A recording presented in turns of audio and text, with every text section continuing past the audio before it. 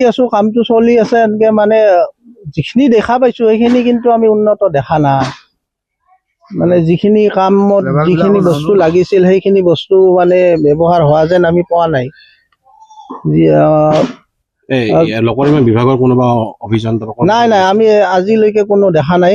কেনেকে নিৰ্মাণ কৰি আছে আচলতে এটা বিভাগ থকাৰ পিছত তেওঁলোকে ইমান দুৰ্নীতি কৰিবলৈ কথা ক'লে?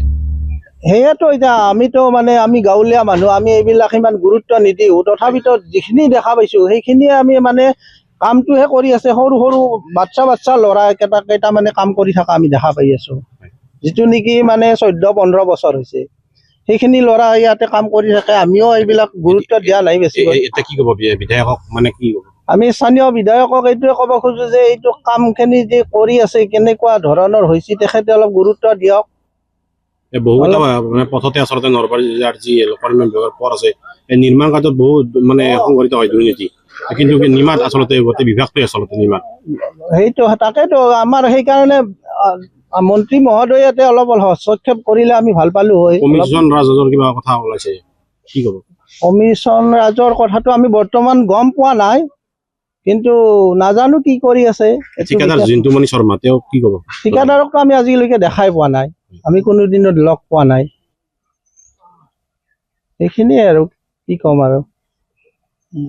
আৰু ফাৰ্ষ্ট মুহূৰ্ততে আমি শুনিছিলো যে হাৰিভাঙা চকৰ পৰা আহি কেনে 100-200 মিটাৰ মান পথ যেতিয়া বেয়া কৰিছিলে তাতেও এইখিনি এই একে কৰ্ম কৰিছিলে যে সেইখিনি বন্ধ কৰি ৰাখিছিলে। তাৰপিছত আমাৰ এইখিনি আহি পালে আমি এইখিনি বন্ধ কৰি থোৱাৰ উদ্দেশ্য আছিল আমাৰ যিখিনি স্থানীয় ৰাইজৰ আমাৰ মন্দিৰৰ সন্মুখৰ জাগা টুকুৰা আছে, চোতালখন আছে, আমি সিহঁতক এইখিনি জেগা ব্যৱহাৰ কৰিব দিছিলো। যে ইয়াতে শিল থৈছিলে, বালু থৈছিলে, বহুত সিহঁতৰ বিভিন্ন ধৰণৰ সা সামগ্ৰী ইয়াত ৰাখিছিলে।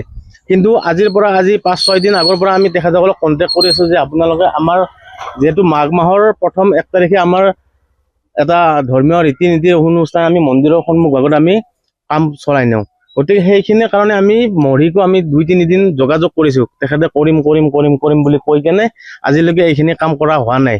আচলতে চন্দ্ৰমোহন পাটোৱাৰী আচলতে বিধানসভাতে কৈছে তেওঁ যিসকলৰ মানে পিডব্লিউডি কামত বেয়া হ'ব তেওঁলোকৰ তেওঁ মানে ব্যৱস্থা গ্ৰহণৰ কথা নিৰ্দেশ দিছিল আচলতে বিভাগক। এতিয়া কি ক'ব তেওঁৰ এই বিষয়ে? হয়, আমি মন্ত্ৰী মহোদয়সকলকো আমি অনুৰোধ জনাওঁ যে তেখেতসকলে যাতে তেখেতসকলে নিজে নোৱাৰিলেও তেখেতসকলক কিছুমান সদস্যক পঠাই কেনে যাতে এই কামটোৰ অলপমান সুচাৰুৰূপে কৰাৰ আমি ৰাইজে মানে অনুৰোধ জনাইছো, যাতে আমাৰ পকীপথটো ভাল হয়।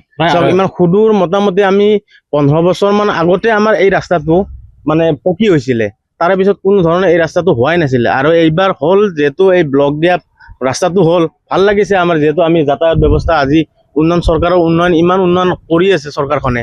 গতিকে এই ৰাস্তাটো যাতে আমাক তেনেকে সুচাৰুৰূপে যিমানখিনি আহিছে আমাক সিমানখিনি নালাগে, অত্যন্ত অলপ মধ্যমীয়া পৰিমাণৰ হ'লেও যাতে আমাক ৰাস্তাটো ভাল কৰি বনাই দিয়ে, আমি তাৰে মন্ত্ৰী মহোদয়ৰ ওচৰত অনুৰোধ জনাইছো। ধন্যবাদ। যিকোনো খবৰৰ বাবে যোগাযোগ কৰক আমাৰ এই নম্বৰত 9181 307 221।